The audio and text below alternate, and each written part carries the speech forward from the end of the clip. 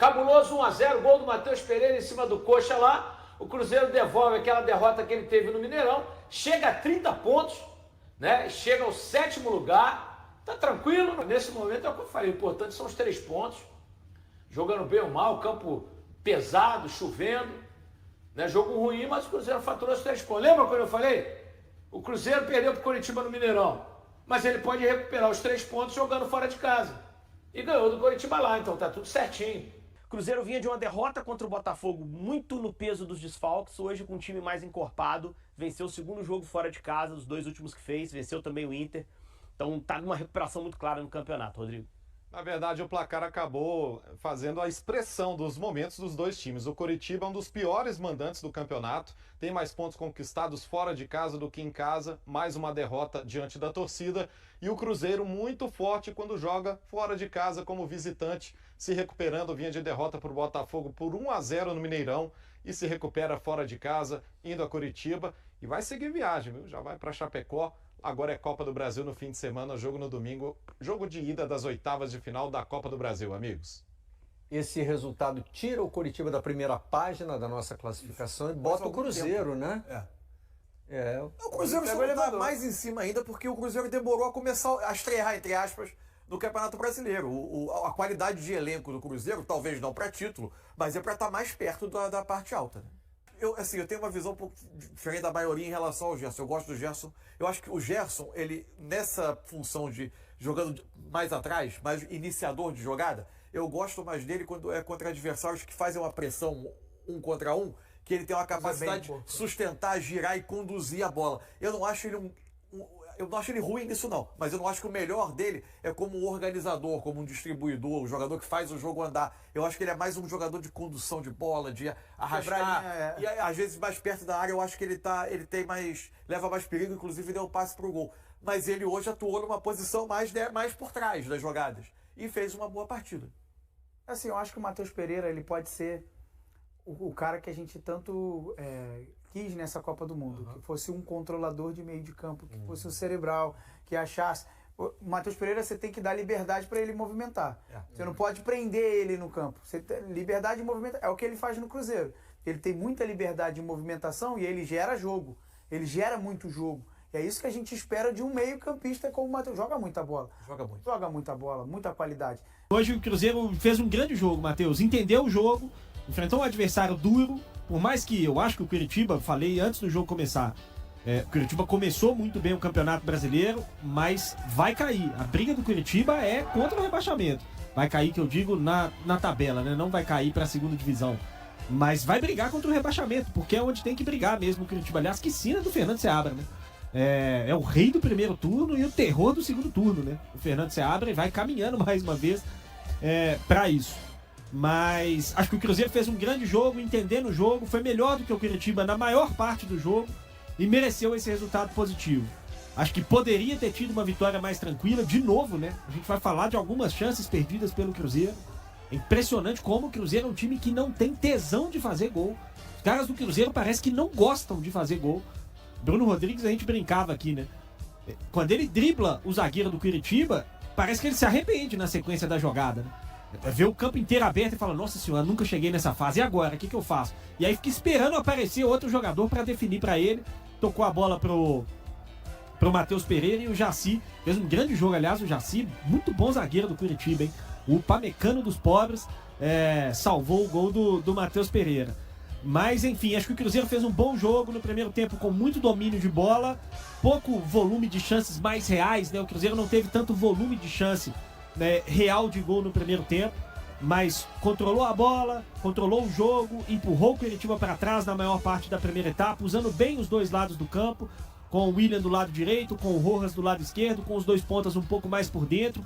É uma característica que o Arthur Jorge tem tentado implantar no time nesse segundo semestre. E aí, quando a gente fala do primeiro tempo, a gente precisa destacar o Felipe Moraes, que foi uma escolha surpreendente do Arthur Jorge para o jogo hoje, jogando como meia ponta pelo lado esquerdo, mas muito por dentro, atraindo o Tinga para abrir o corredor para o Rojas atacar, e mostrou personalidade, mostrou que pode ser um jogador para ganhar mais minutos, para ter sequência com o técnico Arthur Jorge nessa temporada. Não é, evidentemente, a solução da ponta esquerda do Cruzeiro, não precisa mais contratar, tem o Felipe Moraes. Não é isso, mas se mostrou um jogador que tem margem de evolução, que tem personalidade e que pode ajudar, pode ser uma alternativa também pro Arthur Jorge. No segundo tempo, o jogo ficou mais aberto.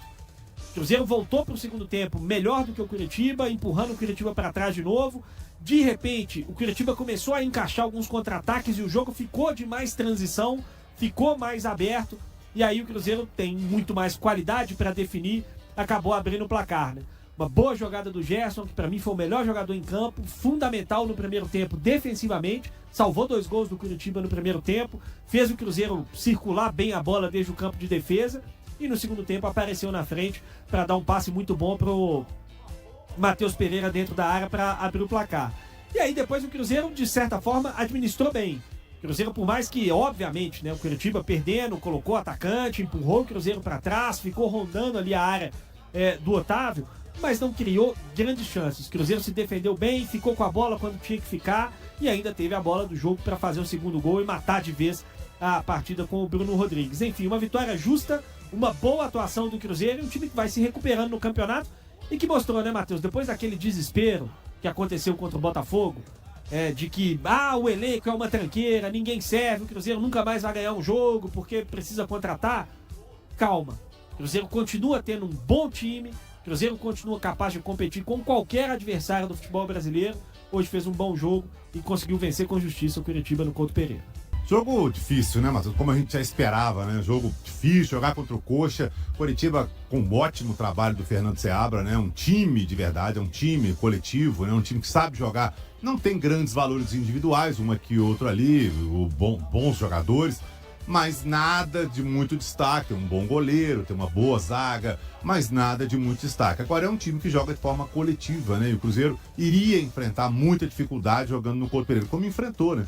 Enfrentou muita dificuldade. Agora o Cruzeiro soube jogar de forma inteligente. O Cruzeiro soube jogar a partida como ela pedia, né? Não precisou se expor tanto assim. No primeiro tempo, o Cruzeiro foi muito melhor do que o Curitiba, até ali os 30 minutos, 25, 30 minutos. Quando aí sim o Cruzeiro recuou um pouco, o Coxa adiantou a sua marcação e passou a dominar um pouco mais a partida. Mais uma vez, o Cruzeiro pecando na finalização. Cria, chega e peca na finalização. Isso vem sendo um problema recorrente do Cruzeiro aí nos últimos jogos, inclusive nos jogos amistosos, né? Contra o Defensor, o Cruzeiro até conseguiu fazer, mas contra o Grêmio, o Cruzeiro perdeu 2 pênaltis, além de várias outras chances que o time criou. E aí não conseguiu marcar. Aí vem jogo contra o Inter, ganhou, o Botafogo, o Cruzeiro perdeu muitas chances. E aí hoje o Cruzeiro teve 2 jogadores que fizeram a diferença, justamente os 2 que não estavam em campo lá contra o Botafogo, né? Matheus Pereira e Gerson são 2 caras muito acima da média, que fazem a diferença, que colocam o time em outro patamar. Quando os 2 estão em campo é outro Cruzeiro, né? E o Cruzeiro superando também a dificuldade de não ter aí 2 de seus titulares, né? Tanto o Peck quanto o Sinisterra, que vão ficar fora aí praticamente o resto da temporada. O Arthur Jorge tendo que se virar aí com o que ele tem nesse momento, né? Principalmente antes de qualquer contratação. Aí colocou o Felipe Moraes para jogar. Gostei da escalação do garoto, gostei da coragem do Arthur Jorge de ter colocado o garoto e gostei da personalidade do Felipe. O garoto entrou, pediu bola, não se escondeu, bateu pro gol, toda hora pedindo bola, aparecendo pro jogo. Mostrou que o Cruzeiro tem essa opção, que o Arthur Jorge pode contar com ele pro resto da temporada aí. Não sei se vai ser a solução do problema, se vai ser mantido como titular, mas de qualquer forma mostrou personalidade. E o Cruzeiro conseguiu, no segundo tempo principalmente, aí abriu o marcador, e fez o gol único, né, aos 20 minutos ali com o Matheus Pereira, conseguiu administrar bem essa vitória, não precisou se expor tanto. O Coritiba também não levou tanto perigo, tanto que se a gente lembrar aqui de cabeça, o Coritiba teve uma chance aqui outra ali, mas nenhuma grande defesa do Otávio, né? O Otávio não precisou trabalhar tanto, assim, mais assistiu o jogo do que participou, né? Porque o Cruzeiro neutralizou tudo ali. Mais uma boa partida da dupla de zaga, principalmente o Jonathan Jesus, que é um zagueiro muito seguro, né? Tanto que tá chamando a atenção aí até do futebol europeu. O Adroaldo falava sobre ele em seleção brasileira. Eu acho que é um futuro natural pro Jonathan Jesus, se ele continuar dessa forma, porque tem bola para isso, né? Tem futebol, já mostrou isso e continua mostrando.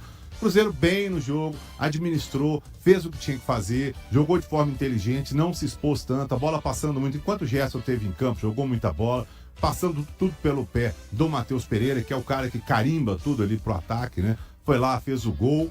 E outras participações, ótimas participações também do Matheus Pereira. Agora, mais uma vez, como o Grice disse, né? O Bruno Rodrigues, por exemplo, aquele lance dele, pô, bate pro gol. O Cruzeiro parece que tá com alguma coisa de finalização. Quando bate pro gol, erra. Quando tá com chance, tenta um passe a mais em vez de chutar pro gol. Essa bola do Bruno Rodrigues era pra ele ter batido pro gol. De qualquer forma, perde, chuta em cima do goleiro, sei lá, tenta alguma coisa. Mas os caras nem tentam, parece que tá, sei lá, tá com medo de bater pro gol, tá com algum problema de finalização. Caio Jorge hoje sequer apareceu no jogo.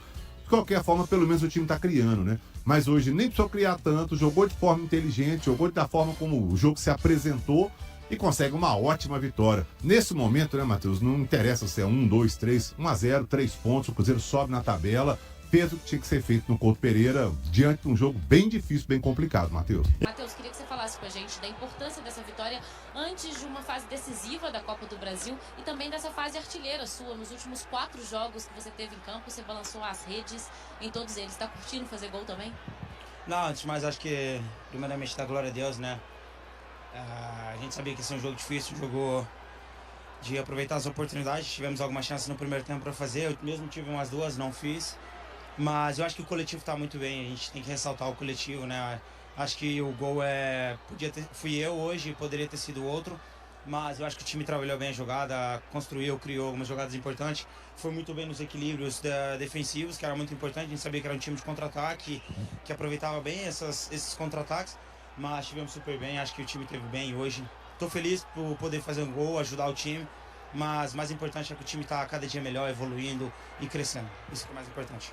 Obrigada, Matheus. Tá aí. O Cruzeiro anunciou nesta quinta-feira uma atualização sobre a situação médica de Luiz Sinisterra. Após ser submetido a novos exames na coxa esquerda, o atacante teve confirmada a necessidade de passar por uma cirurgia. O procedimento, entretanto, não será realizado em Belo Horizonte. Em decisão tomada em conjunto entre o clube e o jogador, a operação acontecerá na próxima semana na Finlândia, sob os cuidados do médico Lasse Lempainen, reconhecido internacionalmente como uma das maiores autoridades no tratamento de lesões musculares na região da coxa. Depois da intervenção cirúrgica, o colombiano retornará ao Brasil para dar sequência ao processo de recuperação no Departamento de Saúde e Performance da Toca da Raposa 2. Aos 47 anos, Lempainen é especialista em cirurgias ortopédicas e possui doutorado voltado à recuperação de lesões na parte posterior da coxa. Ao longo da carreira, o médico já tratou atletas de renome, como o zagueiro brasileiro Éder Militão,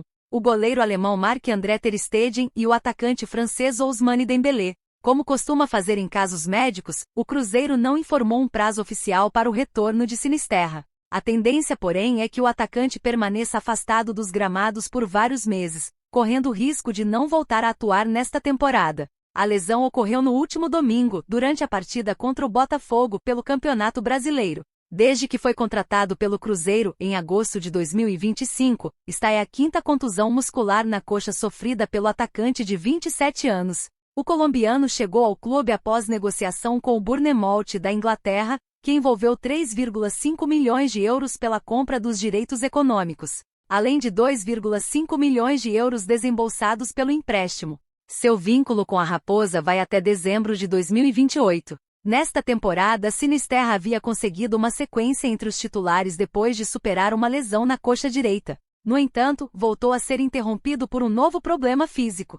Em 2026, o camisa 17 soma 13 partidas disputadas e 2 gols marcados pelo Cruzeiro. O atacante agora integra a lista de jogadores em recuperação no Departamento de Saúde e Performance. Entre eles está Gabriel Peck, que também passou recentemente por cirurgia após fraturar a tíbia da perna esquerda e deve permanecer afastado por alguns meses. Também seguem em tratamento os goleiros Cássio e Léo Aragão, além do centroavante Nézer Villarreal. E aí, galera, o que acharam? Deixem suas opiniões nos comentários. Não se esqueçam de deixar o like, se inscrever no canal e ativar o sininho para receber as notificações. Até mais, Nação Celeste! Vamos pra frente!